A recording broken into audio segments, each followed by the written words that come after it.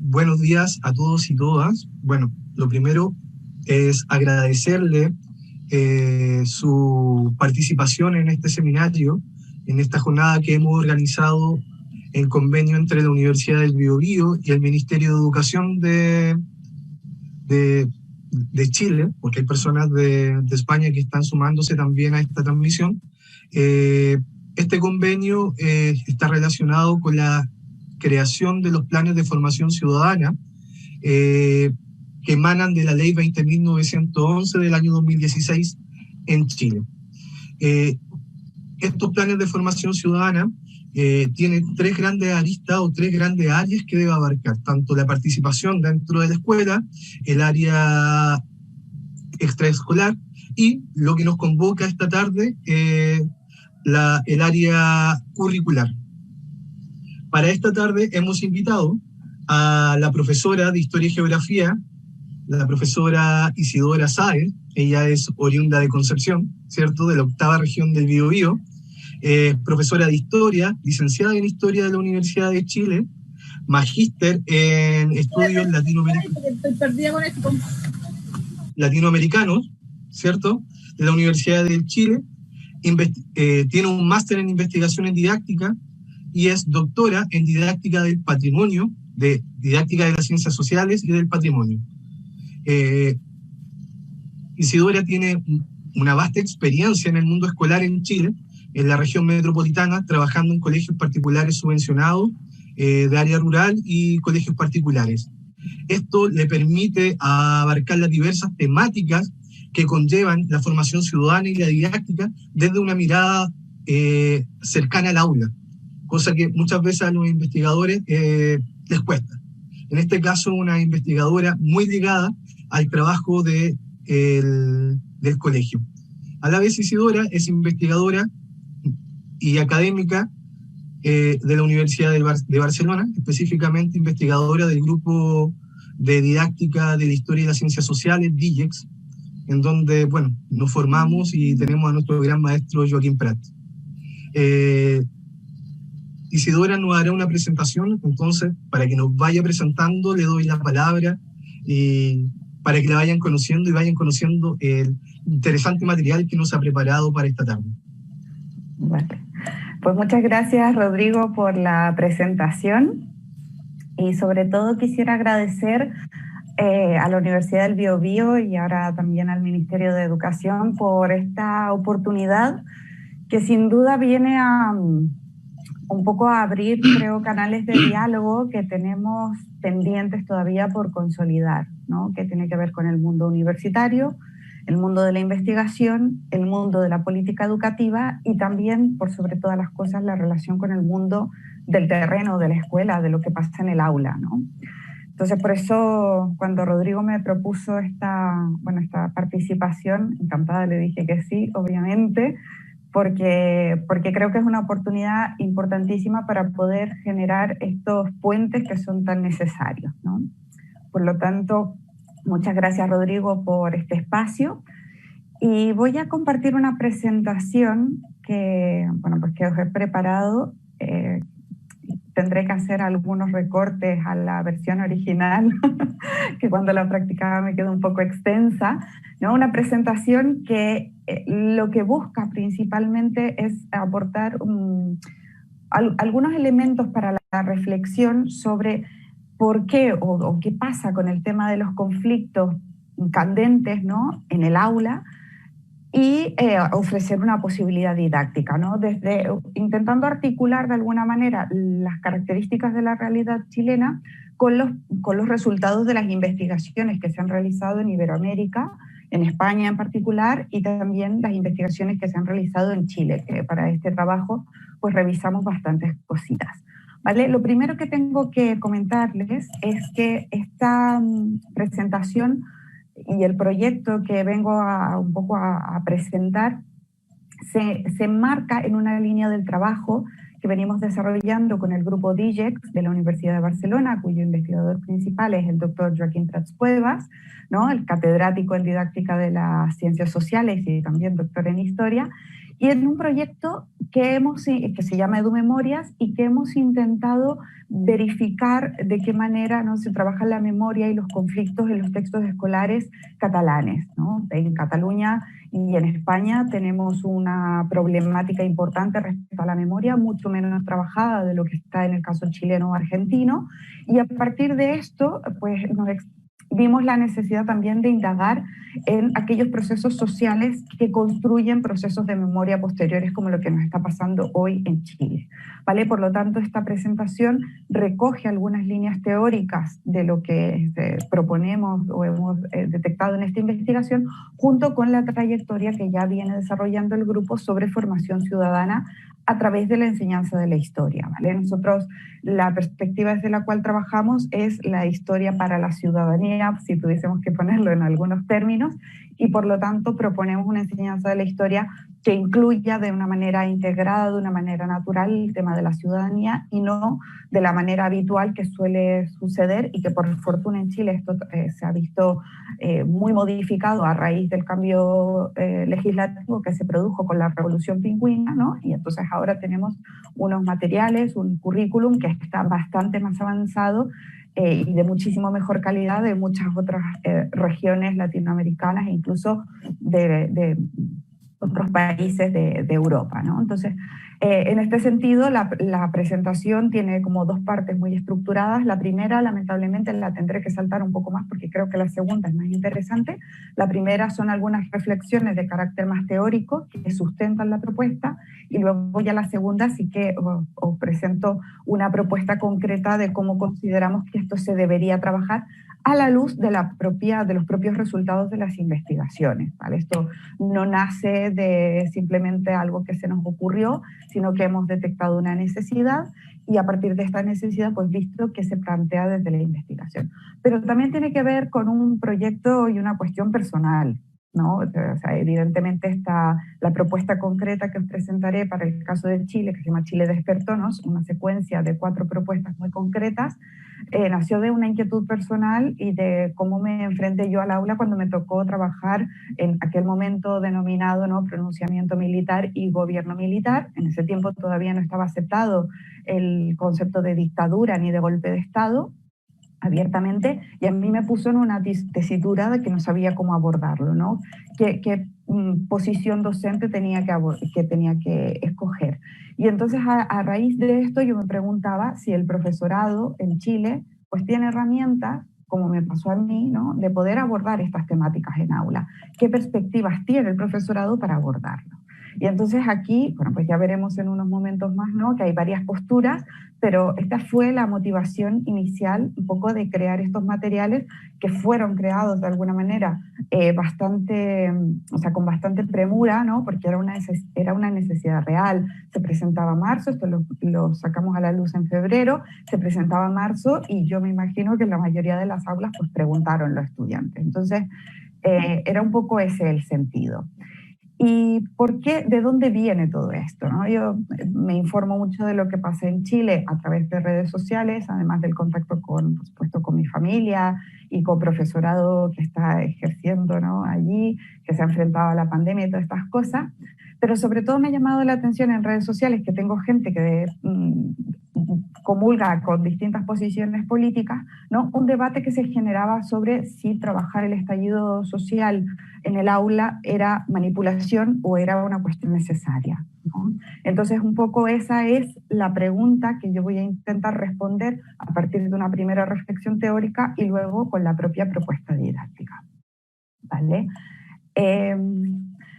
Y voy a empezar por el principio, porque no podemos, creo, hablar de educación y de hablar de una propuesta y de una necesidad social de trabajar o no una determinada temática sin mirar el contexto. Y el contexto aquí es lo que yo he llamado, ¿no?, los famosos mantras que decimos en educación y que se supone que estructuran toda nuestra práctica educativa y que pero que en realidad, cuando vamos a ver qué sucede en las aulas, nos damos cuenta que no siempre están del todo integrados en la práctica. Entonces, por eso hablo de mantra, ¿no? Como estas frases muy difundidas, unos ideales, una perspectiva, pero que no siempre acaba de concretarse, ¿no? Y uno de los primeros mantras es que la educación sirve para formar la sociedad que queremos. Y esto a nivel didáctico pues tiene unas implicaciones muy importantes, y a nivel de currículum también unas implicaciones importantes, ¿no? Porque en el fondo estamos delimitando las capacidades, los valores, la manera de pensar, la manera de actuar, la manera de concebir el mundo de la joven ciudadanía, ¿vale? Y aquí yo quisiera hacer un inciso, porque hablamos de la sociedad que queremos, que ha sido uno de los principales pilares que ha tenido digamos, la creación de la escuela como institución del Estado-Nación en el siglo XIX, y que normalmente ha estado muy ligada con los ideales de esa nación. Entonces aquí sí que hay una crítica que viene de la historiografía sobre cuál ha sido la función de la escuela, de la escolarización y concretamente de la enseñanza de la historia de las ciencias sociales en esta escuela. Y aquí pues es muy claro que la idea de la homogeneización de la cultura, la idea de promover una lengua común, la idea de promover una historia común que dé sentido de pertenencia y de identidad ha estado en la base de esta idea de formar la sociedad que queremos, ¿vale? Evidentemente en el siglo XXI esto no es suficiente, porque hoy tenemos otras necesidades, cada vez las fronteras se flexibilizan, tenemos toda una serie de información que ya no la detenta el maestro, el profesor o la profesora, sino que está en internet, y entonces tenemos que formar para otra sociedad que queremos. Y que además, oye, me parece particularmente sensible e interesante también, porque estamos a puertas de decidir esa sociedad que queremos, ¿no? Si decidimos plantear una nueva constitución. Entonces yo creo que el calado social de la escuela es tremendamente importante, y es un punto que no podemos dejar de mirar cuando hablamos de didáctica, ¿vale? Continúo. Otro de los mantras o otro de los principios que solemos reiterar con muchísima frecuencia en las aulas es que la educación no solo sirve para formar la sociedad que queremos, sino que también sirve para actuar en el medio, para actuar en el presente. Y esto es uno de los objetivos explícitos que tienen las ciencias sociales desde la educación infantil, preescolar, hasta la educación secundaria, hasta la educación media, ¿no? E incluso las propias escuelas de ciencias sociales, ¿no? Que la función es actuar en el medio. ¿Pero qué significa esto? Esto significa entrar en contradicción con algunas cuestiones que comandan, ¿no?, la organización política del país. Por ejemplo, la Constitución no reconoce la condición de ciudadanía de los jóvenes, y sin embargo otras instituciones internacionales sí que la reconocen, y de hecho desde la didáctica de las ciencias sociales se promueve y se propone que el estudiante ejerza su condición de ciudadanía desde el primer momento, ¿no? Entonces, cuando hablamos de la idea de comprender y actuar en el medio, estamos dotando al estudiante de una capacidad de agencia, de una capacidad de actuar, de una capacidad de comprender ese medio, pero es que además hacerse parte de ese medio para hacer propuestas y contribuir a ese medio social y ese medio colectivo, ¿no? Por lo tanto, esta idea de que la educación debe servir para actuar en el medio pasa también por dotar de capacidad de agencia y por incluir al estudiante, a los niños y a las niñas, a los jóvenes a los adolescentes, profesorado y familias dentro de la historia y dentro de esa formación que estamos promoviendo, ¿no? Por ejemplo, hay experiencias muy bonitas que toman la palabra, por ejemplo, de niños de 4 y de 5 años sobre esta actuación en el medio a través de los consejos de la infancia, ¿no? Una institución promovida por la ONU en la cual cada uno desde su lugar, en este caso estoy poniendo el ejemplo de niños de preescolar o de los primeros cursos de educación básica, ¿no?, que se reúnen para plantear sus problemáticas sociales y sus problemáticas con la comunidad concretas y presentarlas a las entidades y a las instituciones competentes que les toca resolverlas, ¿no? Por lo tanto, la idea esta de actuar en el medio debería ser uno de los pilares con más sentido del sistema educativo, porque para eso lo formamos, ¿no?, para esta sociedad que quiere actuar en el medio. Y aquí voy a hacer un inciso a una historia, porque esta idea de actuar en el medio tiene una dimensión que viene de cómo nosotros construimos este conocimiento del medio. Y este inciso que voy a hacer, lo voy a hacer a través de una historia. Bueno, una pequeña historia, ¿no?, un apunte. Iba yo un día en una micro, no recuerdo para dónde, y frente a mí venía sentada una madre con su hijo pequeño de unos 4 o 5 años. Y entonces el niño pequeño ve un cartel en una tienda y le grita emocionado, con un efusivo, y le grita: ¡Mamá! ¡Mamá! ¡Mira! ¡Un helado de fuego!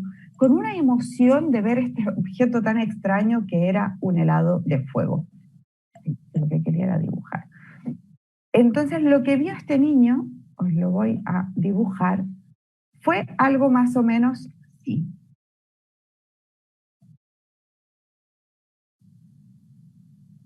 Y los que estáis aquí presentes podéis ver claramente que esto no es ningún helado de fuego, o sí, yo no estoy viendo el chat, por lo tanto no puedo enterarme de lo que están diciendo, pero lo que él vio realmente era una antorcha. Por lo tanto, este niño utilizó los códigos simbólicos que tenía sobre el concepto que conocía, que era helado y fuego, pues ya asumió helado de fuego.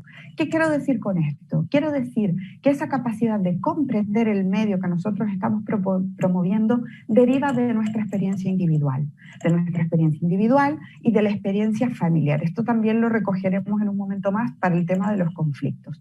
Por lo tanto, la escuela es la llamada a ofrecer la mayor cantidad de experiencias que permitan decodificar este mundo. Y esto lo hacemos tanto los adultos como los niños y los adolescentes. Por lo tanto, es uno de los grandes deberes ofrecer estas experiencias. Y por lo tanto, y aquí el apunte didáctico, la formación y los materiales que ofrezcamos deben representar esa pluralidad de realidades, porque la realidad no es única, ¿no? Esto lo sabemos todos, y por lo tanto esa pluralidad de realidades debe quedar reflejada en estos materiales para ofrecer una mayor cantidad de posibilidades educativas y posibilidades de decodificación de ese medio para, en consecuencia, poder actuar en este medio. Y aquí es donde nos vamos ya directamente a la enseñanza de la historia, ¿no? Porque hasta ahora hemos hablado un poquito de lo que implica la enseñanza, en general la educación y su función social. Había mucho más para decir y evidentemente he simplificado muchas cosas que son tremendamente complejas, pero lo que nos compete, que es la enseñanza de la historia, tenemos, creo, y esta sí que es una discusión que venimos debatiendo con bastantes investigadores del área, ¿no? que volver al origen y volver a repensar para qué enseñamos lo social o la historia en las aulas. Porque normalmente hemos escuchado que la historia la enseñamos para que sea la maestra de vida, ¿no? Esta idea de no cometer los errores del pasado en el presente. Pero es que aquí nos damos cuenta rápidamente que en realidad esto es totalmente falso. O sea, tenemos unas violaciones a los derechos humanos en la época, ¿no? del Holocausto, y las han habido posteriores, y hoy mismo, ¿no? Las guerras de Medio Oriente, y lo estamos viviendo en Chile, y lo estamos viviendo en otros países. Es decir, hay situaciones que han sucedido en el pasado y que por más que se han visibilizado, pues siguen existiendo, ¿vale? Por lo tanto, lo que nos decía Hobsbawm sobre cuál es la función de la historia, que es que por desgracia, si hay algo que la experiencia histórica le ha enseñado a los historiadores, es que al parecer nadie aprende nunca nada de ella, no deja de ser cierto. Por lo tanto, la enseñanza de la historia que promovemos o que deberíamos promover en las aulas, tendríamos que repensarla. Tendríamos que repensarla en el sentido de qué función tiene. Y ahí la función principal, y que viene a ser otro de los mantras que nosotros, que solemos escuchar, que es que la enseñanza de la historia nos debe servir para comprender el pasado, actuar en el presente y proyectarlo hacia el futuro. Evidentemente esta frase tiene muchísimas variantes, ¿no? Pero más o menos la idea es la misma y es la que yo quisiera realmente explorar en esta presentación y cómo lo podemos poner en práctica, ¿vale? Entonces, cuando hablamos de comprender el pasado y el presente, que es uno de los rasgos propios de lo que se conoce como el pensamiento histórico, entramos en contradicciones con una serie de elementos que se han venido dando en la propia cultura de la enseñanza de la historia. Primero, con mucha frecuencia, la historia era de unas personas, de unos colectivos, normalmente varones, normalmente los grandes héroes, una tipología de hechos, ¿no? Las grandes batallas o las grandes epopeyas políticas de la nación, y algunos aspectos económicos siempre y cuando tuviesen esa relación. Por ejemplo, los análisis que hemos hecho de los textos escolares chilenos, ¿no? Vemos que el mapuche aparece reconoce como parte de la diversidad cultural y se rescata la diversidad cultural del pueblo mestizo, pero en realidad la función que cumplen estos pueblos indígenas o este mestizaje siempre está asociada al relato nacional, ¿no? No aparece la idea, por ejemplo, de la plurinacionalidad, a pesar de que desde 2012 tenemos un currículum multicultural, ¿no? Multicultural bilingüe. Por lo tanto, ¿hasta qué punto nos estamos reiterando estas ideas? ¿No? Entonces, la idea de comprender el pasado y el presente pasa por comprender la diversidad de realidades del pasado y del presente. Y esto implica la dimensión social, la dimensión cultural, la dimensión política, la dimensión económica, la dimensión emotiva, la dimensión sentimental, los recuerdos individuales y toda una serie de elementos que constituyen el presente. Porque al final lo que estamos intentando es promover la relación, ¿no?, entre ese pasado y el presente, y debe estar representado de la manera más amplia y diversa posible, ¿vale? Por lo tanto, deberíamos integrar a los niños y a las niñas. Hay una investigadora, ¿no?, en la universidad, me parece, de Antofagasta, no, la Universidad Católica del Norte, que ha investigado mucho sobre la presencia de los niños y las niñas en la enseñanza, ¿no? Los niños y las niñas no suelen estar presentes, no son parte de la historia, que es una de las reivindicaciones que planteamos desde el grupo de investigación, o el tema de las mujeres cuando aparecen, que además cuando aparecen en un epígrafe aparte, como si fuese un apéndice de la historia. Bueno, vamos a ver la conquista y las mujeres. Los procesos de independencia y las mujeres, ¿no? Como si fuésemos apéndices. Y en realidad eso no nos está aportando ofrecer una visión integrada del pasado, integrada de ese pasado que conecte con nuestro presente, ¿vale? Por lo tanto, tenemos muchísimos desafíos todavía, a pesar de que hemos avanzado significativamente, pero muchísimos desafíos en poder dar esta otra mirada a lo social. Y parte de este presente que debemos proponer trabajar, porque es parte del presente y parte de la realidad, es el conflicto. El conflicto es un rasgo estructurante de la sociedad humana.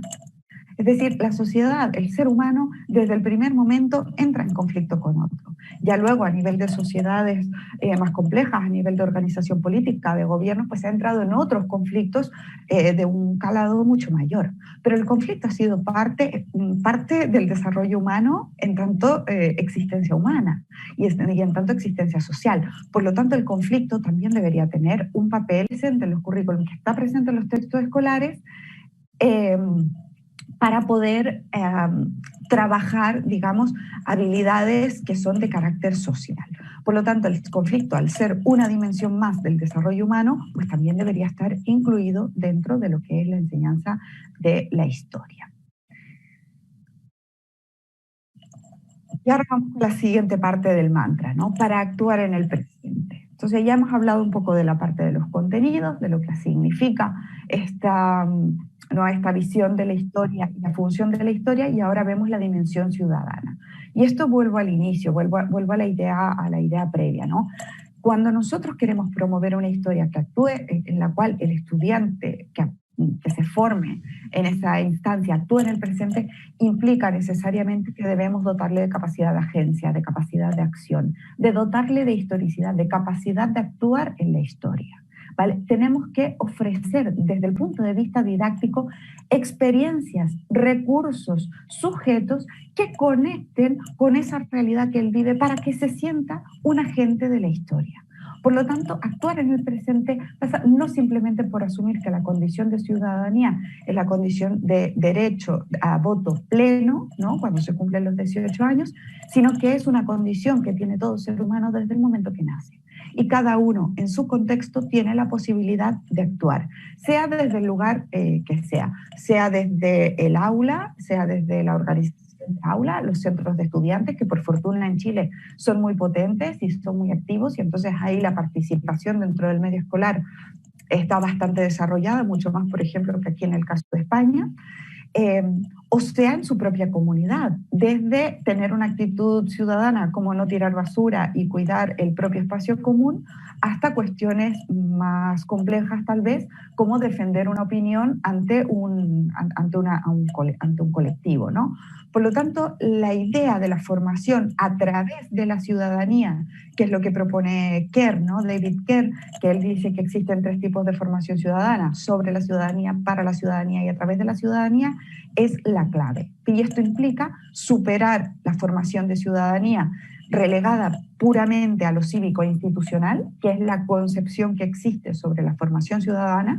De hecho, un artículo publicado en 2018 por unos investigadores de la Universidad de Concepción lo ponían de manifiesto. Es decir, hay una idea declarada de que tenemos que enseñar para otra ciudadanía, pero a la hora de conceptualizarla sigue siendo puramente lo cívico o lo institucional.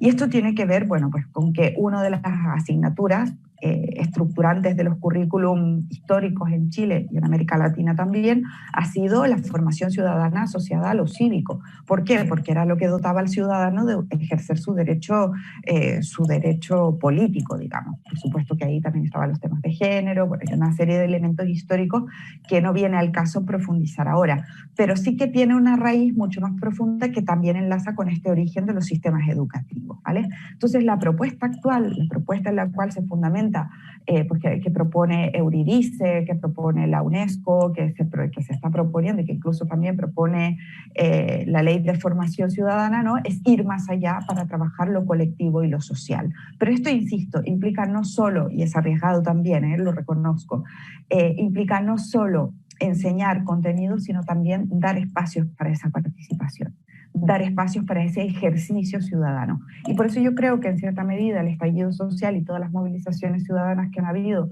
alrededor de las distintas temáticas, la participación de personas de distintos niveles sociales, de distintos grupos etarios, de distintos lugares del país, pues da una posibilidad de ver cómo la sociedad sí que puede participar en la vida comunitaria más allá del simple derecho a voto, ¿no?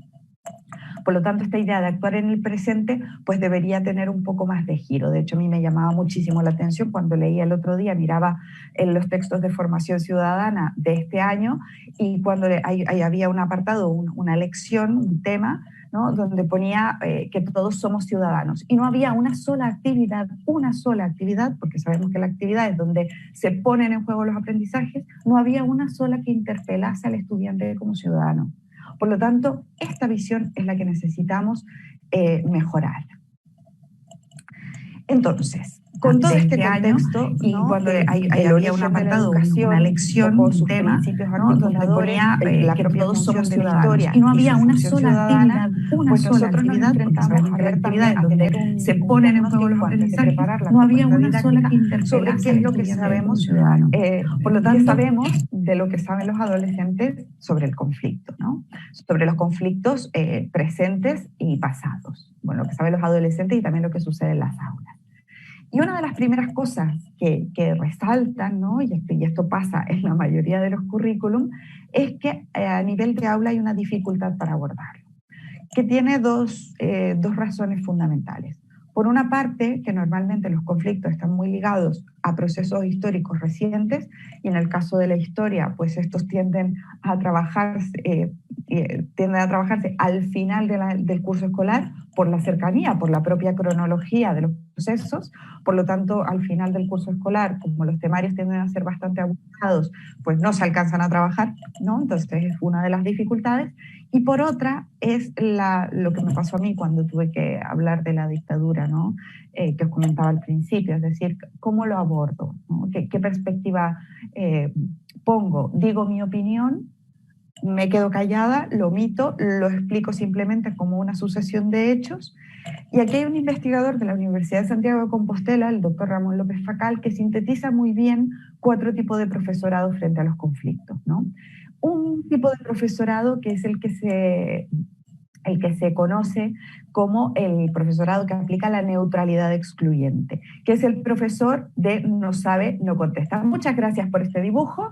Entiendo que esto es una reacción a lo que estamos explicando, que, bueno, pues yo entiendo que hay diversas visiones y que creo que de hecho va reflejando en cierta medida todo esto que estamos hablando, ¿no? De la formación en ciudadanía y de la función que tiene pues el bien colectivo. Es decir, en este momento estamos hablando de un tema serio y hay una persona que está haciendo ahora un dibujo pues que representa que tenemos muchos desafíos educativos por delante, ¿no? Entonces, el profesor que trabaja la neutralidad excluyente es este profesor que ante este dibujo pues se habría quedado totalmente inmóvil, se habría quedado totalmente ausente y que pondría las cosas como hechos, que no se involucra, ¿no? Y esta es una de las formas más habituales de enfrentarse a las situaciones conflictivas. Luego existe otro tipo de profesorado o otro tipo de abordaje de los conflictos en el aula, que es el de la parcialidad excluyente, que es el que suelen utilizar las dictaduras, que es el que solo presenta un punto de vista y tiende a manipular, ¿no? Que no ofrece la posibilidad de debate. Es decir, si la neutralidad excluyente se mantiene totalmente neutral y aquí no ha pasado nada, la parcialidad excluyente presenta solo un punto de vista. Luego tenemos otro tipo de abordaje, que es el de la imparcialidad neutral, que es en el fondo dejar que ellos hablen, pero sin cuestionar, sin entrar en el debate de estas particularidades, ¿no? Sin generar el conflicto, sino simplemente observar los hechos secuencialmente uno a uno. Y luego está el que sí que esperamos poder llegar a formar, y es lo que promovemos desde la formación que ofrecemos en los distintos estudios en los que participamos y lo que hacemos en el grupo DIGEX, es trabajar desde la imparcialidad comprometida, que aunque parezca una paradoja, no lo es tanto.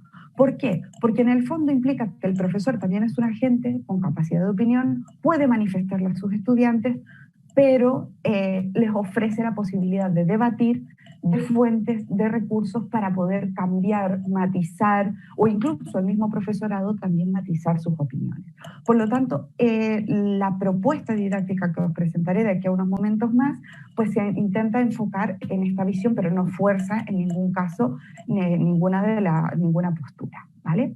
Eso por una parte, respecto al profesorado y al aula. Por otra parte, sabemos que los jóvenes y los adolescentes pues reflejan, ¿no? E interpretan y decodifican el mundo desde la propia cultura, desde lo que ven en los medios y desde lo que aprenden en el seno familiar, ¿no? Por ejemplo, en esta imagen, que me viene muy bien, todos estos penes que nos han dibujado aquí, que refleja de cierta manera una concepción de mundo, ¿no? Una falta de seriedad en ciertos aspectos, refleja una concepción de mundo respecto a lo que es correcto o a lo que no es correcto, dotándolo pues de un sentido irónico que no viene al caso. Entonces, esto también es aplicable al tema de los conflictos. Se aprende en la propia cultura, porque como no se suele trabajar en el aula, pues el aprendizaje viene de la familia, viene de lo que se observa en los medios, y son esos códigos los que se reproducen.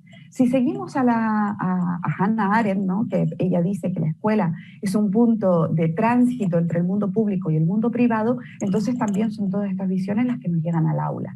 ¿Y qué hacemos en el aula cuando tenemos distintas visiones, distintos valores para poder, que sobre una temática conflictiva o sensible, ¿no?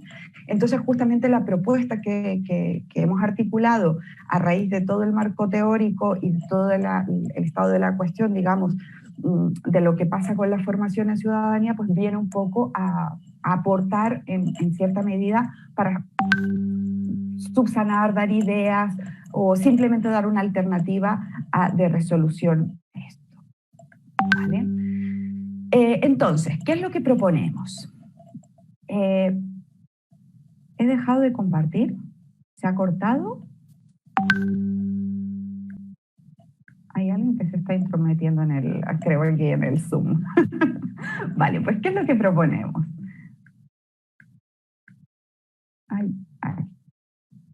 No, subtítulos no. No sé si lo veis con subtítulos. Bueno, pues yo continúo así. Proponemos, para abordar el tema del estallido social, una secuencia que está compuesta de 5 subsecuencias, ¿no? Que se articulan pues, bajo la etiqueta ampliamente conocida de Chile Despertó, ¿no? Son materiales para el profesorado y materiales para el estudiantado que pueden consultar en las 2 páginas web que están aquí presentadas. Al final, si me da tiempo, os voy a presentar, os muestro un poquito la página web y el material en concreto, cómo se visualiza.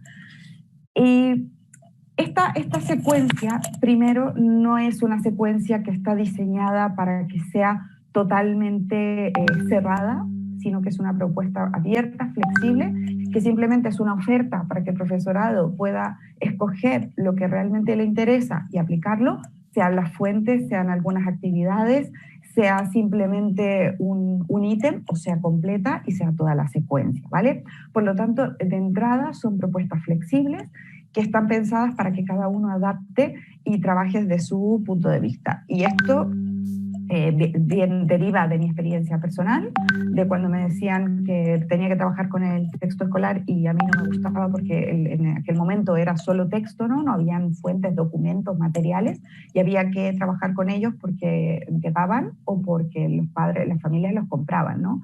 Entonces pensamos que esta secuencia didáctica tenía que ser flexible y ofrecer al profesorado la posibilidad de escoger lo que quisiese trabajar. Y se abordan 4 aspectos centrales. Por una parte, una mirada global al estallido social, en la propuesta que se titula Conociendo el estallido social, que trabaja principalmente el tema del método histórico, el tema del trabajo con fuentes, la lectura y clasificación de las fuentes a nivel de aprendizajes complejos. Luego tenemos otro que es los derechos humanos en Chile despertó, que también trabaja con fuentes primarias de diverso tipo, y que lo que intenta es conceptualizar lo que son los derechos humanos para luego, a posteriori, hacer una especie de valoración de la situación de los derechos humanos en Chile. ¿Vale? Luego tenemos la tercera propuesta que se titula Hasta que la dignidad se haga costumbre, que aborda el tema de la desigualdad con una adaptación de la metodología puzzle de Aronson, es decir, de grupos colaborativos de trabajo, ¿vale? Y que trabaja los temas de salud, pensiones y educación, que son los 3 principales pilares. Y finalmente, el último tema, que es el de Chile despertó por el medio ambiente, aborda pues, el tema del desarrollo sostenible y del medio ambiente, de la desigualdad, con una adaptación de la metodología de Aronson, no están encajadas simplemente en cada uno de estos temas, sino que también procuran, a partir de las fuentes y a partir de la propia perspectiva que se ofrece de los fenómenos estudiados, que se trabajen otras cuestiones que suelen quedar marginadas, como el tema de género, por ejemplo. El tema de género aparece, desafortunadamente no había suficientes fuentes para incluir todos los géneros posibles, pero bueno, al menos está presente, por ejemplo, temáticas de equidad y justicia social, están presentes el tema de la Constitución, sobre todo en la unidad, en la propuesta de Chile Despertó por el Medio Ambiente, se trabaja muchísimo cómo se construyen las leyes, que dice la Constitución sobre el medio ambiente, etcétera, para un poco ir trabajando, ¿no?, distintas dimensiones de estos fenómenos. Entonces así también pues, servirían, por ejemplo, para trabajar ahora que estamos justo frente a un proceso de definición sobre la Constitución, pues se podría trabajar desde este punto de vista a través del tema del medio ambiente. Que todas en su conjunto incluyen cuestiones relacionadas con la historia y con la ciudadanía. ¿Vale? Respecto de la historia, recogíamos los principales elementos del pensamiento histórico, ¿no? El trabajo con el método científico y el método histórico, que es uno de los ejes estructurantes porque todas las secuencias lo tienen, pero luego otros aprendizajes temporales asociados a la historia, ¿no? Como la ubicación de los fenómenos en el tiempo, las causalidades, cambios y continuidades, las relaciones con el presente, ¿no? Cambios, permanencia, etcétera. Y luego también aprendizajes sobre las temáticas ciudadanas, sobre todo aquí recogimos la propuesta de Cox, ¿no? De Cox, bueno, y otros, que tienen que ver con aspectos de esto de medio ambiente, desarrollo, valores democráticos, instituciones, ciudadanía y paz, entre muchísimos otros. Por lo tanto, es una propuesta que intenta pues, abordar de una manera muy matizada, de una manera bastante integrada todos estos elementos. Como os decía, son flexibles, abiertas y son interdependientes, lo que significa que se puede aplicar un fragmento, todo o como cada uno decida, ¿no? Están pensadas para ser aplicadas de quinto básico a cuarto medio. Hay una adaptación en la de derechos humanos para quinto básico, pero también pues cada profesor puede hacer las adaptaciones que considera pertinentes. Perdón. Y ahora os voy a comentar un poquito los principios. Entonces, uno de los primeros principios a los que he referido bastante en esta intervención es el tema del método científico. Todas las secuencias están estructuradas de una manera u otra, ¿no?, a partir de esta estructura genérica del método científico. Una situación inicial o una situación problemática a la cual se da respuesta a través de la lectura y el trabajo con fuentes de información. Fuentes de información que están escogidas para que todas las inteligencias de nuestro, o no todas, pero muchas de las inteligencias de nuestro alumnado se puedan poner en práctica. Hay textos de distinta extensión, hay fotografías, hay imágenes, hay gráficas, ¿no?, hay mapas, hay distintos tipos de recursos que permiten que las distintas capacidades que tengamos en aula pues se puedan poner en juego. Por lo tanto, el trabajo de lectura, análisis crítico de fuentes se hace a partir de estas fuentes que son muy diversas.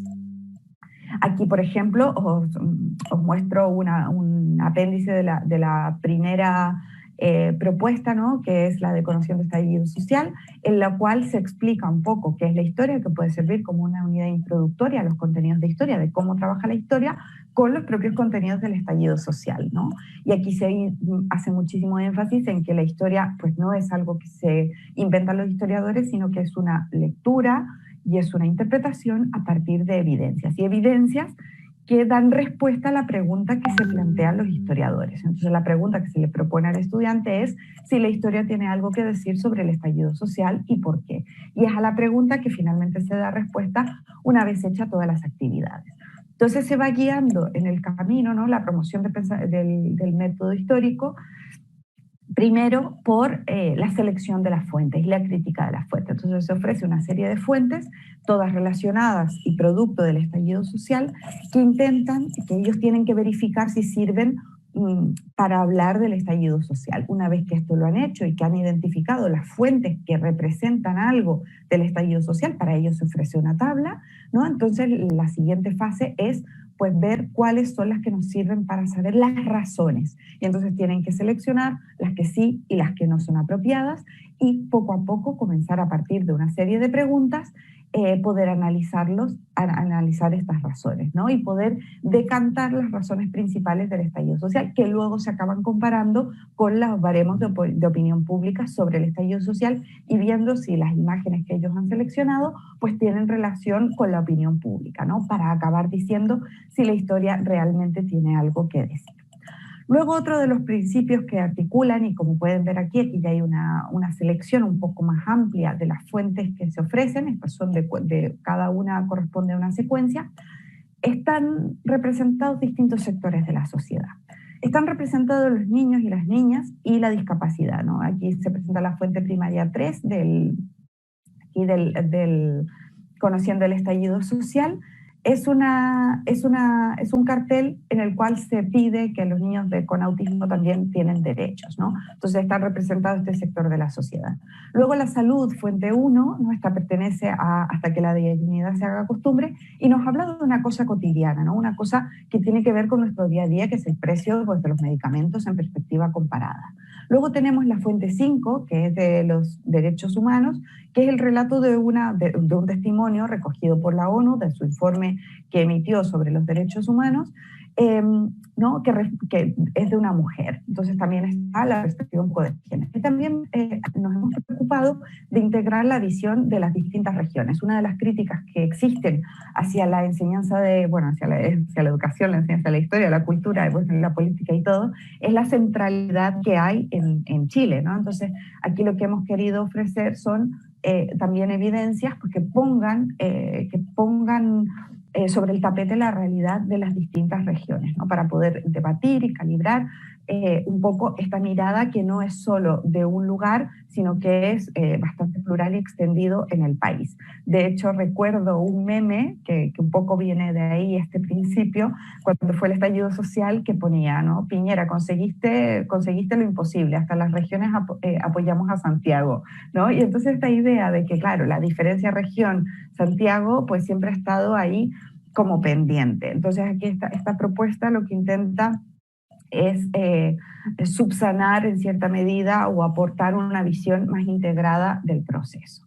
Luego también es la presencia de la ciudadanía es un elemento transversal en esta propuesta a través de fuentes que representan la opinión de la propia ciudadanía, como el gráfico 1 que se ofrece para Conociendo el Estallido Social, pero también se ofrecen algunas otras fuentes de otros temas ciudadanos, como el coste de la vida, ¿no? Que tiene que ver con cuestiones de decisión cotidiana y de decisión política y de las propias demandas, pero también con otros documentos normativos como la propia Constitución, ¿no? O sea, hay concretamente de las secuencias, tres de las secuencias tienen como fuentes primarias la Constitución, ¿no? Y también tienen la secuencia sobre medio ambiente, además recoge algunas evidencias sacadas de la Cámara de Diputados y de Senadores con fragmentos de los proyectos de ley, ¿no? Por lo tanto, tenemos representadas distintas vertientes del propio sistema, del ordenamiento, ¿no? Administrativo del país y de la posibilidad que tienen los sujetos de participar en él, digamos. Además, otra de las cuestiones que hemos tenido en consideración a la hora de hacer esta propuesta es el tema de la progresión de aprendizajes, ¿no? Hemos procurado utilizar la taxonomía actualizada de Bloom, que nos propone, ¿no? Por una parte unos tipos de conocimiento y por otra parte unas acciones cognitivas, y hemos procurado de que se vayan complejizando en la medida que se progresa en la propuesta si se aplica tal como está pensada, ¿no? Desde habilidades mucho más sencillas y mucho más básicas, conociendo el estallido social, hasta habilidades mucho más complejas de interpretación en Chile Despertó por el Medio Ambiente. Pero sí que hay dos cosas que tienen todas en común. Todas implican la emisión de un juicio valorativo, que es la capacidad de evaluar, ¿no? La definición de capacidad de evaluar es emitir un juicio valorativo a partir de evidencias para tomar decisiones. Entonces, implican esto normalmente hacia el final, y la capacidad de generar algo, la capacidad de crear algo que está muy ligada con la dimensión ciudadana, ¿vale? Por eso es que hemos utilizado la taxonomía de Anderson en lugar de la de Bloom, porque acaba con esta dimensión de transferencia y de creación. Cada una de las unidades tiene su actividad de evaluación asociada a esta transferencia. Por lo tanto, la formación ciudadana, además, y la formación histórica está muy presente en esta secuencia, porque además casi todo el trabajo propuesto es un trabajo en equipo, un trabajo que promueve los valores democráticos y que se promueve el respeto de esas opiniones. Casi todas empiezan pidiendo la opinión o el conocimiento previo, ¿no? Y se indica, no hay respuestas incorrectas. Ya luego al final se verifica si se cambia algún aspecto de lo que se pensaba inicialmente. Pero en principio se promueve pues, que el trabajo sea científico, ¿no? Que el juicio personal se reduzca al mínimo para que el trabajo a través del método científico ofrezca una mirada calibrada, ponderada, con distintos puntos de vista a los distintos procesos sociales, ¿no? Y como os decía, también acaba con un producto final con potencial impacto en la comunidad. Es decir, hay una que es crear tweets, hay otra que es crear podcasts, ¿no? Y otras que es crear una carta a los parlamentarios, es decir, cosas que potencialmente podrían tener un impacto en la comunidad. Y como el currículum chileno es un currículum que está bastante bien, ¿no? En términos de habilidades y de objetivos, y es bastante integrador, esta propuesta está pensada y hecha y además encajada de una manera muy explícita, ¿no? Con el currículum, tanto de las asignaturas de Historia, Geografía y Ciencias Sociales como las asignaturas de Ciencia para la Ciudadanía y de Formación Ciudadana, ¿no? Que se trabajan en tercero y cuarto medio, y las asignaturas, por supuesto, de Historia, Geografía y Latinoamérica, ¿no? En tercero y cuarto medio en el ámbito de la historia. Y trabajan las distintas habilidades y objetivos que se promueven desde el propio currículum. De hecho, si me lo permitís, no sé si ahora voy a compartir aquí la propia propuesta, si me permitís, os voy a presentar aquí cómo accedemos para que veáis que está realmente recogido todo el tema del currículum y las propias plantillas de evaluación, ¿no? Esta es la página web del proyecto donde está recogido el Chile Despertó. Y si nosotros nos vamos aquí a documentación para el profesorado, podremos descargar un documento que es este de la correspondencia curricular. Y entonces está ya digerido de antemano, ¿no? Qué es lo que se trabaja a nivel de cada una de las habilidades con cada una de las secuencias, ¿no? Para que la planificación sea muchísimo más fácil. Entonces, ¿qué es lo que ¿En qué consiste todo esto? Yo os voy a mostrar algún ejemplo, ¿no? Voy a coger el de los derechos humanos porque me imagino que es el más contingente, ¿no? Tal vez. Y esta de los derechos humanos, como os decía, empieza trabajando la conceptualización. Cada una de estas unidades tiene para materiales para el alumno una guía de trabajo en PDF, las fuentes en PDF, las fuentes en JPG para que las descarguen de una carpeta en Drive y una web con documentos. Yo voy a mirar ahora la web con documentos por si quieren trabajar con el tema de las tecnologías. Entonces, la primera fuente que se ofrece, aquí lamentablemente no se ve muy bien, si lo agrandamos un poquito se ve mejor, son fuentes primarias de relatos que se asocian a la violación de derechos humanos en el contexto de la Guerra Civil Española, en el contexto del Holocausto y en el contexto de la dictadura militar. Por lo tanto, aquí lo que se hace es conceptualizar o situar más o menos la progresión de estos sucesos. Y aquí yo quiero hacer un inciso, porque cuando yo buscaba aquí las fuentes para ofrecer, para crear estos materiales, me daba cuenta que uno de los grandes problemas es que a mí se me revolvía la guata con los horrores que estaba leyendo, que estaba viendo.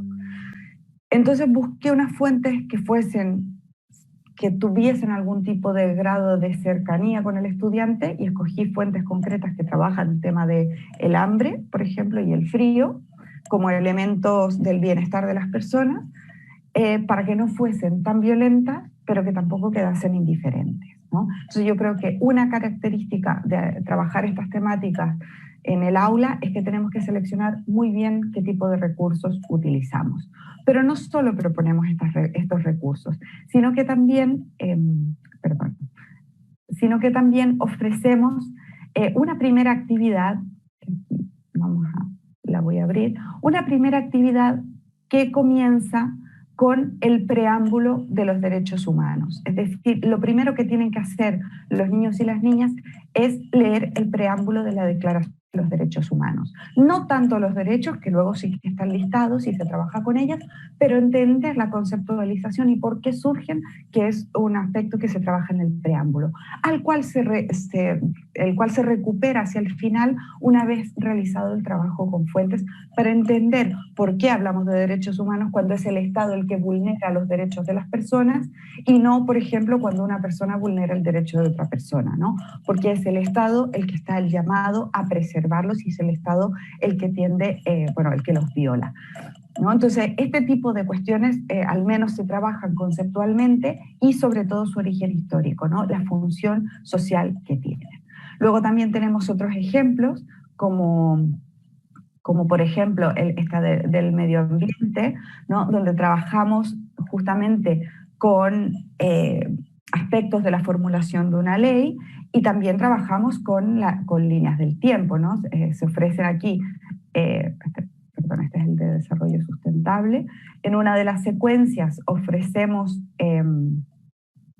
recursos, por ejemplo, todo el listado de las iniciativas legislativas para poder legislar sobre el agua, ¿no? Y entonces tienen que construir una línea del tiempo con distintas fuentes, con estas iniciativas, con la Constitución, con algunas declaraciones de los proyectos, o sea, algunos textos de los proyectos de ley, ¿no? Y a partir de ahí, pues verificar cuáles son las que se han anulado por distintas razones, ¿no? Y entonces a partir de eso, pues tratar de entender por qué y se relaciona con ciertos procesos económicos, ¿no? Que son las visiones más difundidas sobre el tema de la legislación del agua. Y entonces, finalmente, pues se le pide a los estudiantes que acaben creando una carta a las autoridades locales, ¿no? Para poder, para subsanar, digamos, toda esta temática. Por lo tanto, el trabajo que vamos proponiendo con estas secuencias, es un trabajo que, como veis, se basa principalmente en las fuentes de información, se basa principalmente en un trabajo sistemático con esas fuentes de información para acabar llegando a unas conclusiones propias. Se trabajan integradamente ciertas cuestiones de las matemáticas, ciertas cuestiones, por ejemplo, del lenguaje, para que podrían abordarse en aula de una manera integrada. El producto final de todas estas propuestas tiene una plantilla que viene recogida ahí en la página web, también unas plantillas autosumables, por si alguien, para que sea más fácil el trabajo. Basta con seleccionar el nivel de logro y se suma automáticamente el puntaje para facilitar el trabajo al docente que está aplicando este tipo de materiales. Tienen cada uno de estos puntajes, de estas plantillas, están asociadas a unos indicadores que están a su vez relacionados con los propios objetivos de aprendizaje de cada una de las secuencias. Bueno, como habéis visto más o menos, pues hay distintos formatos, están distintos formatos para que la mayor cantidad de realidades posibles la pueda aplicar y que el profesorado pues la pueda adaptar, pueda escoger lo que le parezca más pertinente, y de esta manera pues es una oferta para abordar esta temática. Y entonces, para ir cerrando ya, una vez que hemos hecho este recorrido un poco por el sentido que tiene la educación, la función de la historia y luego cómo deberíamos trabajar los conflictos y la propuesta concreta, pues yo vuelvo a mi pregunta inicial, ¿no?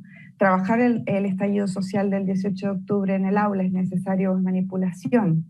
Pues yo creo que desde el punto de vista de cómo concebimos la educación, para qué sirve la educación, es un imperativo, no es necesario, es un imperativo, porque es algo que está pasando, es algo sobre lo cual los niños preguntan, sobre lo cual los adolescentes preguntan, que nos llega al aula, que nos llega codificado con la realidad de las mismas familias, y nosotros tenemos la oportunidad, a través del método científico, pues de ofrecer una visión para que sea comprendido, para que ellos tengan la posibilidad pues de tomar una decisión fundamental y de esta manera también promover el tan ansiado pensamiento crítico.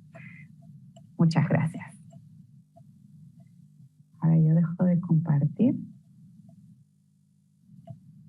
Muchas gracias, Isidora, por tu interesante presentación esta tarde. Y pedimos disculpas por el impasse ocurrido a lo largo de la presentación, pero esto también viene a reflejar, como muy bien señaló la profesora Isidora, la importancia de enseñar a debatir, la importancia de enseñar a ser tolerante frente a las temáticas que son controversiales y que muchas veces nos llevan a verlo de un color blanco o un color negro. Nos parece una gran presentación y, bueno, hay una serie de preguntas que han ido haciendo por el chat y queremos expresártelas de a poco. Bueno, la primera y que te voy a hacer es, y la hace un profesor de aula, ¿se puede ser neutral en estos temas socialmente relevantes? No. La primera pregunta que nos hicieron. No, no se puede ser neutral porque cada uno tiene su opinión. Siempre estamos condicionados por nuestra experiencia. Lo que sí podemos hacer es decir, pues esta es mi opinión, pero ustedes pueden tener otra opinión diferente y trabajarlo a través del método científico, de las evidencias, de las fuentes, de ver distintos puntos de vista. Es decir, lo que intentamos con Chile Despertó fue proponer distintos puntos de vista, desde los legislativos. Hay, por ejemplo, discursos del presidente Piñera, hay también peticiones de, bueno, pues los carteles de las manifestaciones, ¿no? Hay informes de instituciones internacionales, porque son distintos puntos de vista. Tenemos que trabajar con distintos puntos de vista. Lo único que está vetado, y esto lo plantea la literatura, es los puntos de vista que violan, digamos, o que transgreden los valores socialmente aceptados y de lo que es la buena convivencia. Son los únicos que tal vez no podemos aceptar, pero tenemos que, yo creo, desde el aula, ¿no?, tratar de entender y tratar de generar estrategias para que esa persona pues entienda por qué esa postura no es la más propicia, ¿no? Por ejemplo, aquí vemos en Europa todo el movimiento de los neonazis, que claro, las consecuencias históricas de un movimiento así pues son un poco preocupantes. No significa que no puedan existir, pero bueno, al menos desde lo que compete al aula pues deberíamos intentar de al menos llamar a la reflexión y a través de la ciencia pues intentar pues, que se genere una opinión un poco más calibrada y acorde a los valores que se están promoviendo desde todas partes. Muy bien, mira, hay una segunda pregunta que nos hicieron al inicio de la presentación. ¿Es el currículum la mejor forma de trabajar la ciudadanía, considerando que la mayor inequidad se encuentra en este mismo currículum? Bueno, yo tengo la impresión tengo que no estar del todo de acuerdo con esa afirmación, porque nosotros hemos hecho bastantes análisis de currículum comparado, y yo creo que el currículum chileno, gracias a la Revolución Pingüina que generó el cambio legislativo del año 2009, ha mejorado muchísimo. El problema que tiene el currículum chileno, y que se ve también en otros currículums, es que hay una desconexión entre los objetivos de aprendizaje de términos de habilidades y los objetivos de conocimiento disciplinar. Entonces se habla muchísimo de pensamiento histórico, se habla muchísimo de un aprendizaje pues, para la ciudadanía, pero luego a la hora de demarcar esos contenidos específicos, luego sigue incidiendo pues, en los relatos nacionales y en todas las cosas que se viene criticando. Entonces yo creo que el currículum es una muy buena herramienta porque sí que nos ofrece la mirada de las habilidades del pensamiento científico integrada. Y yo creo que al final acaba siendo una herramienta de equidad social. El problema es que lo tomamos poco en consideración en ese sentido. Así como también los libros de texto, los textos escolares chilenos han mejorado enormemente respecto a otros países gracias al propio cambio curricular que se vivió con el cambio legislativo que provocaron los pingüinos. Es decir, esto, las investigaciones que hemos podido hacer en relación, o sea, de análisis de discurso entre las demandas de los pingüinos en el año 2006 y las inclusiones del currículum y luego su traspaso a los textos escolares y a la propia política de textos escolares que también ha ido mejorando, es directo. Es decir, hay una relación estrecha entre lo que pedían los pingüinos y lo que aparece en el currículum, ¿no? Que está garantizado en cierta medida en la ley. Entonces yo creo que es una herramienta de equidad que utilizamos poco, tanto el currículum como los textos escolares, y que nos da bastante flexibilidad. O sea, si es posible alinear una propuesta como el Chile Despertó con el currículum es porque el currículum lo permite. Entonces, no sé si respondí. Sí, yo creo que es una excelente respuesta, Isidora. Mira, y hay otra pregunta que me pareció bastante interesante y estoy seguro, por tus gustos, que lo podrás abordar muy bien. Dice, ¿cómo ves el arte en este contexto y como forma de ejercer la condición de ciudadanía?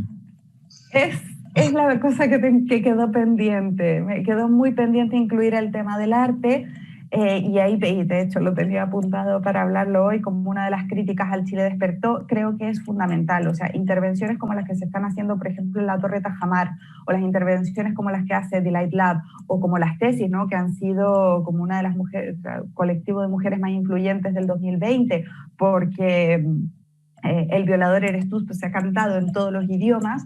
O sea, yo creo que refleja este contexto y debe ser incorporado porque nuevamente es una dimensión más de lo que está pasando. Aparece por todas partes. Es decir, normalmente tenemos esta diferencia del arte ilustrado, del arte culto, ¿no? Del arte de los museos, que mucho se aleja del arte cotidiano y no pensamos que ese arte que está allí colgado en una pared de un museo resguardado también fue reflejo de un determinado contexto. Entonces el arte siempre es reflejo de contexto. O sea, pensemos en la libertad guiando al pueblo, ¿no? Que representa ahí los ideales de la Revolución Francesa. Entonces yo creo que el tema del arte es un tema que quedó muy pendiente y ya digo, esta es una propuesta totalmente flexible y que tendría que incorporar fuentes de carácter artístico, ¿no? Y esto, bueno, pues puede ser un desafío, ¿no? De, por ejemplo, tal vez contrastar, ¿no? Si las manifestaciones artísticas se condicen con las demandas ciudadanas, ¿no? Para entender esta otra visión, porque el arte al final es uno de los elementos que queda más, o sea, que da muchísimo juego y que está presente por todas partes y que además, al no tener una explicación o una interpretación unívoca y única, permite generar muchísimo debate, ¿no? Ahí también hay modelos de propuestas de análisis, ¿no? Desde la exploración explícita de los elementos, tal vez esto sí que, bueno, yo lo quería proponer a Delight Lab, contactarles para hacer algo con las luces, directamente, es decir, empezar por la lectura de los elementos,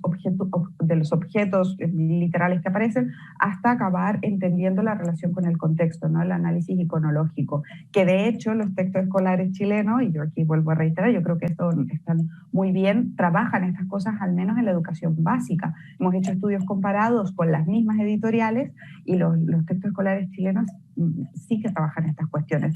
No lo suficiente, todavía tienen bastantes cosas pendientes, pendientes, por ejemplo, el tema de la pluralidad de naciones, de la multiculturalidad, de ciertos colectivos discapacitados, LGTBI, etcétera, que no están del todo presentes, pero bueno, que se ha avanzado. Y yo creo que el arte es una excelente herramienta pues, para integrar todo esto. Estoy pensando en las señoras, las mamás, las que hicieron la performance de las tesis en el Estadio Nacional.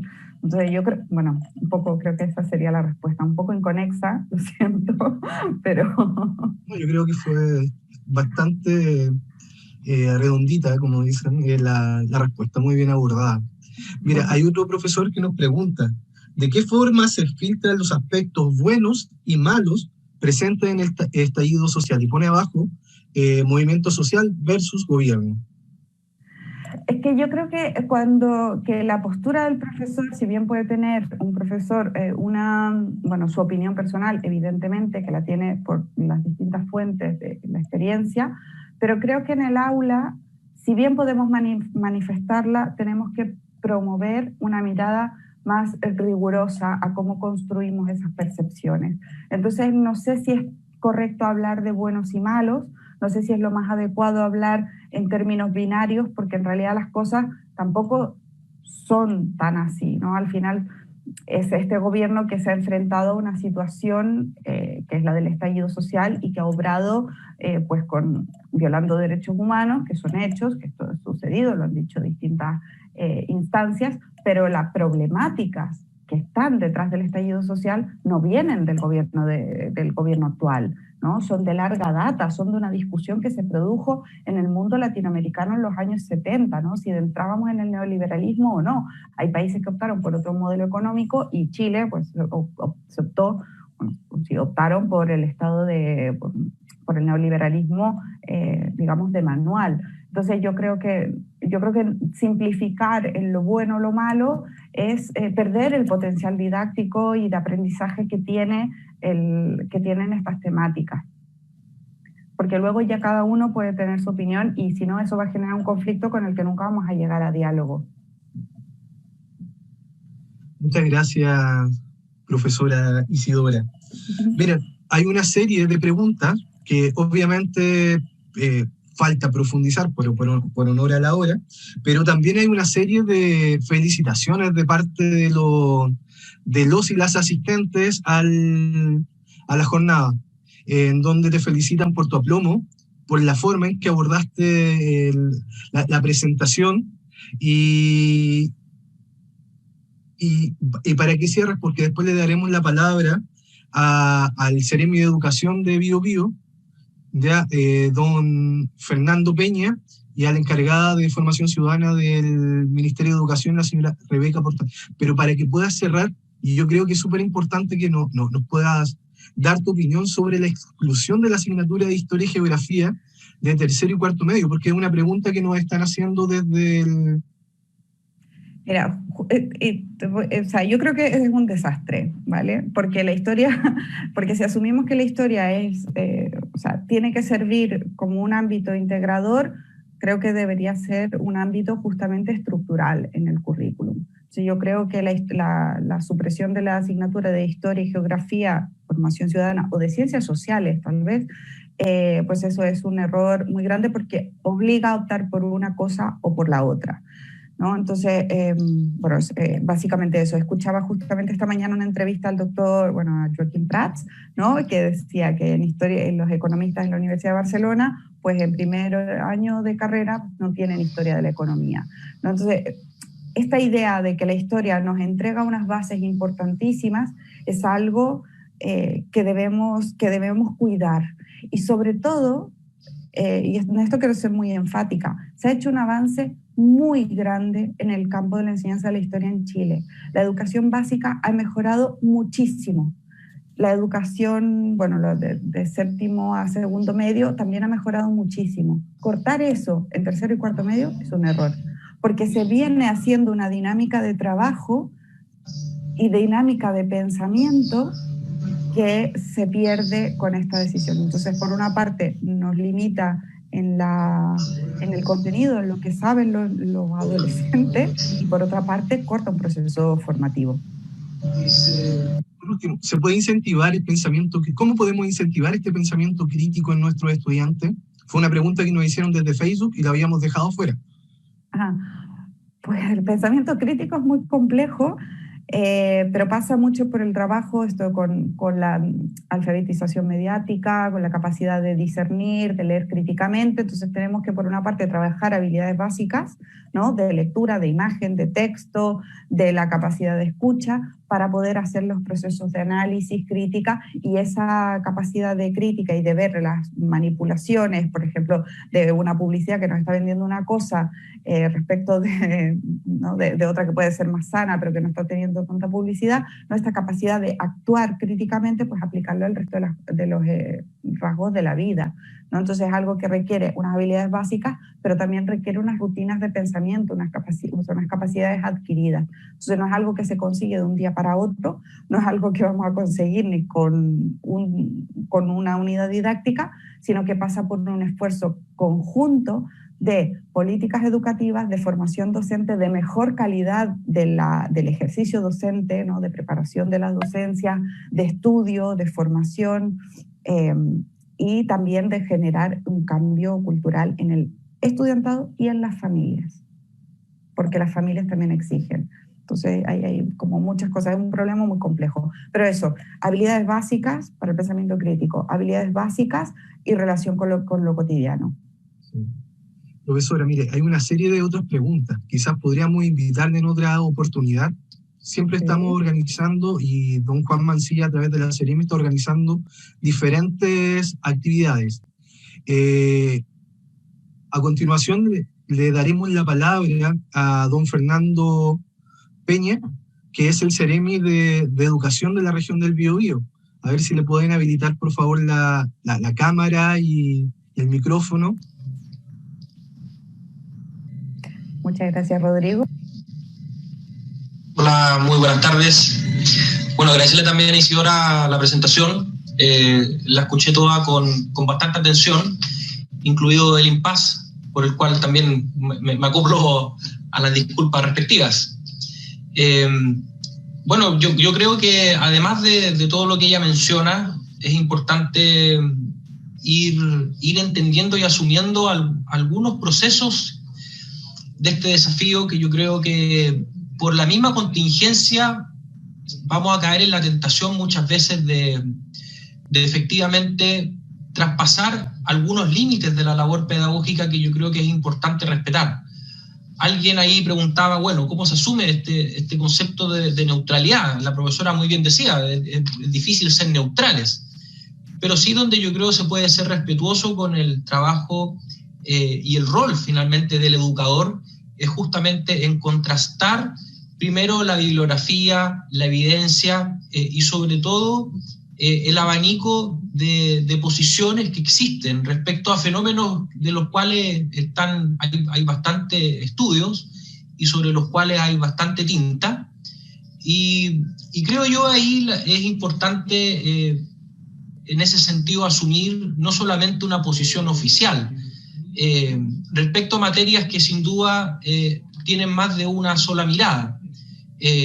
Isidora ahí en su presentación exponía también la importancia que tiene el asumir el proceso del conflicto dentro de la sociedad. El conflicto entendiendo que no es, o más bien entendiendo o asumiendo que no es solamente de una categoría social, sino que también es parte de lo cotidiano. Pero también entendiendo a la vez de que no es una categoría ontológica del ser humano. El ser humano no vive para estar en un permanente estado de conflicto, sino que más bien procura siempre vivir en un estado de paz. Entonces la pregunta es, ¿de qué manera este proceso de formación ciudadana que comienza y que se ampara en este nuevo plan de formación curricular que el Ministerio ha impulsado desde el año pasado, de qué manera tanto los profesores de historia, de filosofía y en general de ciencias sociales conversan con distintas asignaturas para fomentar el pensamiento crítico y para fomentar la reflexión?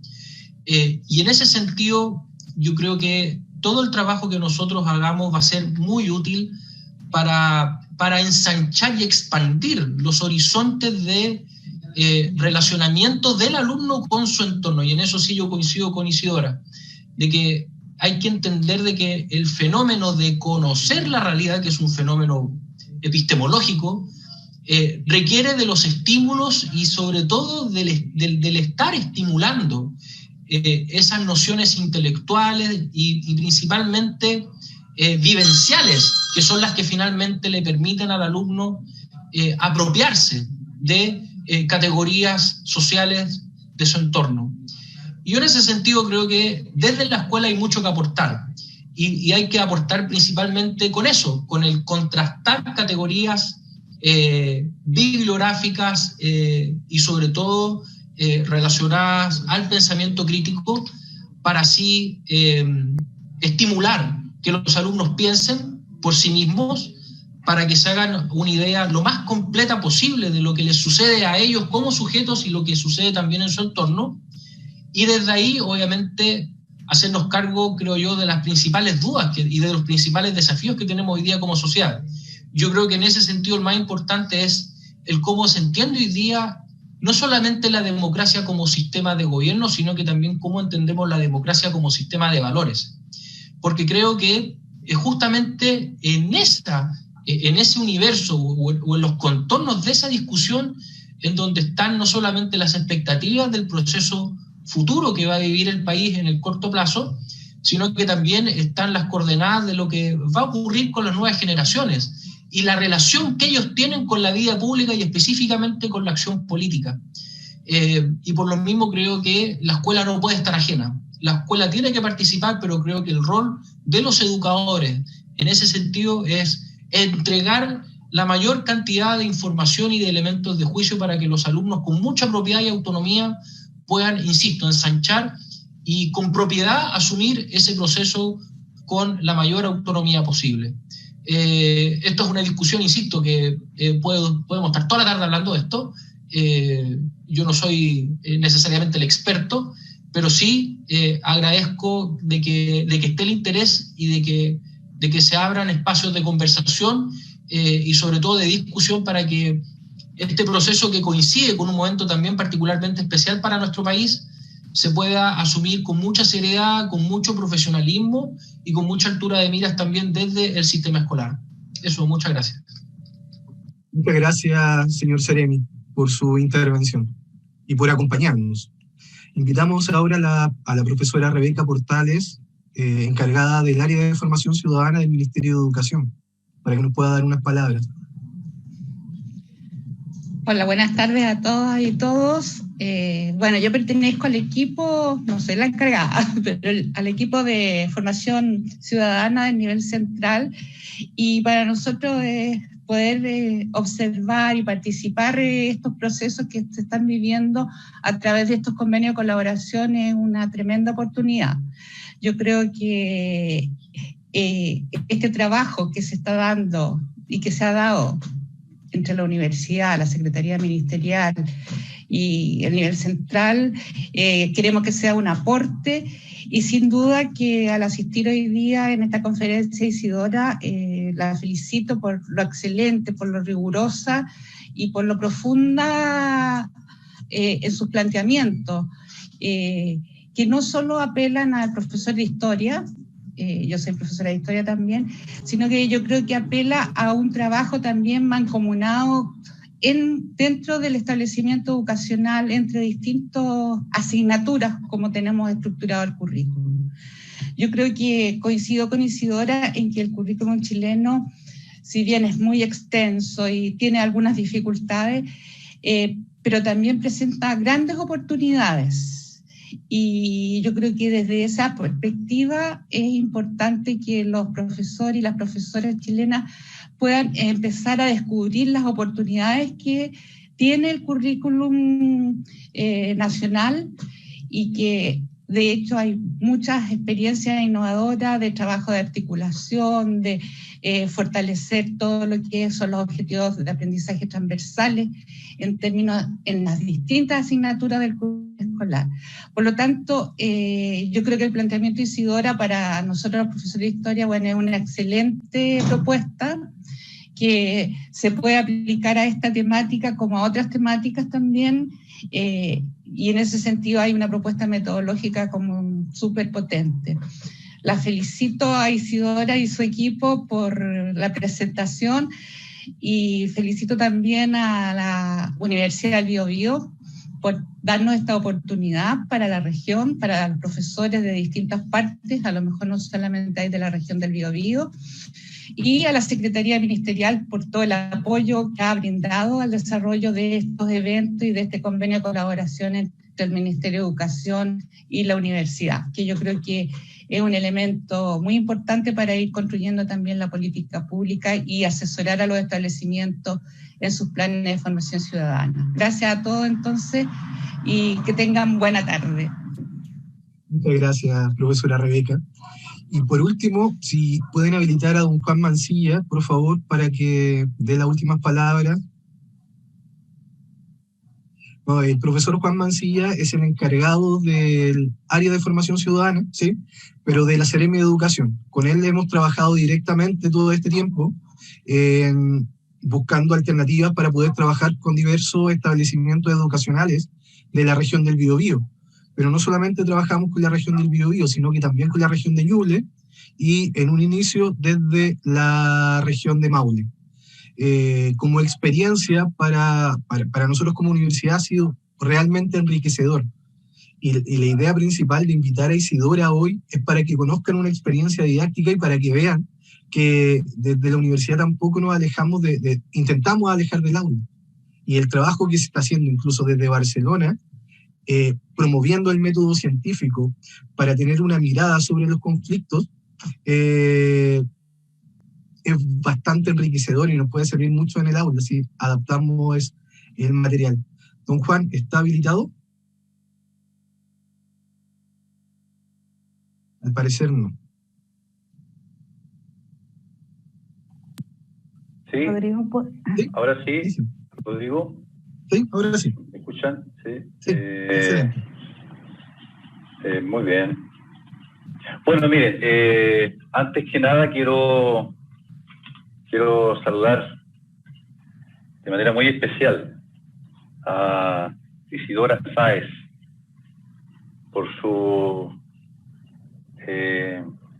muy clara y contextualizada presentación, y básicamente también por el rol que le dio a la gestión curricular. Yo creo que cuando hablamos, por ejemplo, de gestión curricular, estamos hablando básicamente en lo que tiene que ver con algo que pregunta al inicio de su presentación. La educación, y aquí lo anoté, la educación es formar para la sociedad que queremos. Entonces yo quiero simplemente significar eso y quiero también relevar el por qué es tan importante enseñar para la formación ciudadana desde la vivencia, en todos los espacios educativos. También quiero, a nombre de la Coordinación Regional de Formación Ciudadana, dar mi excusa y mi disculpa en realidad por la situación incómoda que tuvo que vivir profesora. Así que, por favor, no es parte de las prácticas de nosotros los profesores. Así que le doy mi excusa. Y bueno, esperando que en otra oportunidad nos pueda acompañar, ya, porque creo que su enfoque desde la gestión curricular, desde el currículum, indudablemente que nos va a permitir, ¿verdad?, ir viviendo la ciudadanía desde lo que ocurre con la realidad. Así que eso, muchas gracias también a Rodrigo por su presentación y esperando que tengamos una nueva oportunidad. Muchas gracias, Isidora.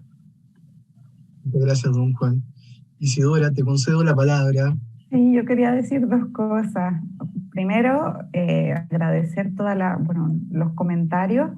La verdad es que, lo decía al comienzo, para mí es o sea, me pone muy contenta porque venimos haciendo un esfuerzo bien grande de tratar de estrechar los vínculos entre política educativa, universidad y escuela. Es decir, tenemos ahí un desafío muy, muy grande. Y yo lo que veo es que, al menos en el caso de Historia, pues cuando este esfuerzo mancomunado se realiza, pues se pueden producir cosas muy interesantes. Entonces creo que ese es un gran valor de este encuentro. Y segundo, pues yo creo que lo del famoso impasse que todo el mundo se está disculpando, pues a mí me recordó simplemente como cualquier situación de aula cuando viene algún estudiante un poco irrespetuoso y se pone a hacer sus bromitas.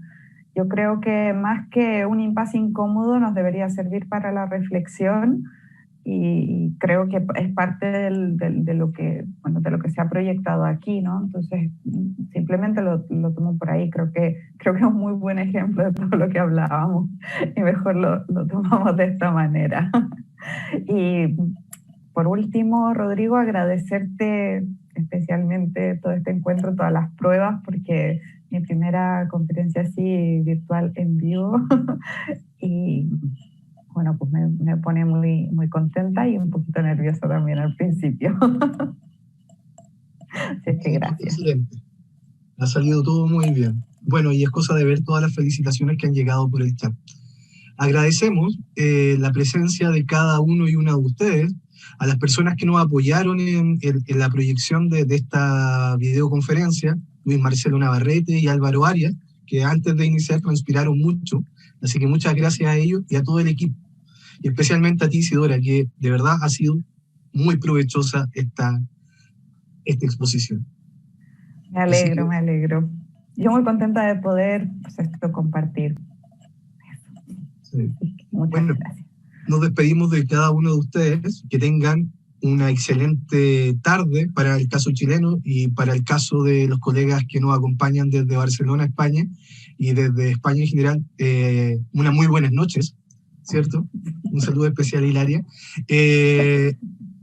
Y les deseamos esperemos encontrarnos próximamente.